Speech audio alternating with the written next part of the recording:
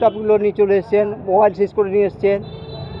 আর ওই মোটামুটি ধরুন যে কিছু ধর্মীয় বই ছিল, ওটা হচ্ছে কিন্তু কিন্তু বাংলাদেশে, ওইটাই যা অপরাধ।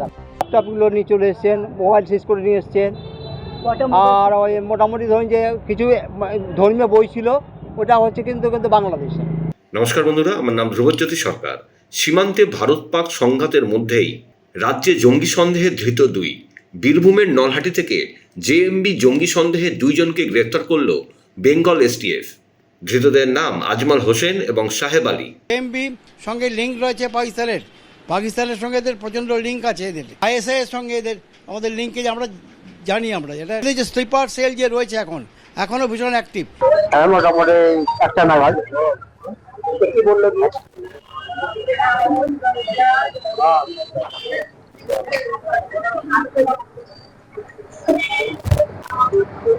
কতগুলো পুলিশ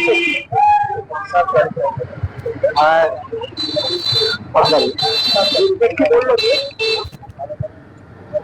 ওনারা প্রথমত পুরো বাড়িটাকে ঘিরে নিলেন।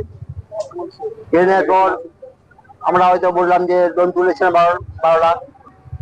এটা আমরা মনে করছি যে মোটামুটি ওনারা বলছেন যে আমরা পুলিশের লোক, কিন্তু আমরা করতে পারছি না।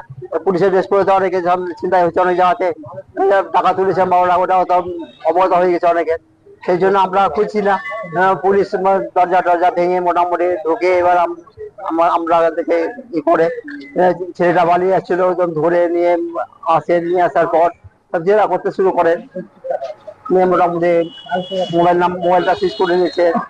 ল্যাপটপ ছিল, ওইটা ওই বইপত্র দিয়ে একটু আর কি ল্যাপটপ দিয়ে সেই আমরা আশা করেছিলাম যেটা কিনেছি না, তবুও মোটামুটি শখ কিনবো, ওটা দিয়ে মোটামুটি রুগীপত্র দেখতো ল্যাপটপ দিয়ে, তো ওটাও নিয়ে চলে এসছেন। কোনো বইপত্র পেয়েছে? হ্যাঁ, ওই তো বললাম বইপত্র, বাংলাদেশের বই যেগুলো মোটামুটি সেগুলো সবাই নামাজ শিক্ষা, তারপরে হাদিস কোরআনের ইসলামিক বই, অন্য কোনো বই নয়। এগুলো দেশদ্রোহী আশা করি নয়। কোথায় পেলো বইগুলো?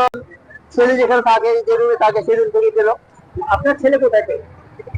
হ্যাঁ, আপনার ছেলে কোথায় পেল? আমার ছেলেটা ওই যে রুদ্রনগরে একজন আছে, ওই দিয়ে যায়। ও কলকাতায় থাকে, ওই মোটামুটি আসে। যখন এখান থেকে রুদ্রনগরে আসে, তখন বইপত্রগুলো ইসলামিক বইগুলো পড়তে দিয়ে যায়। বন্ধুরা, ভিডিওটি ভালো লাগলে দয়া করে লাইক শেয়ার করে দেবেন, আমাদের পেজটা ফলো করে নেবেন, আর আপনার মতামত কমেন্ট করে অবশ্যই জানান। ধন্যবাদ।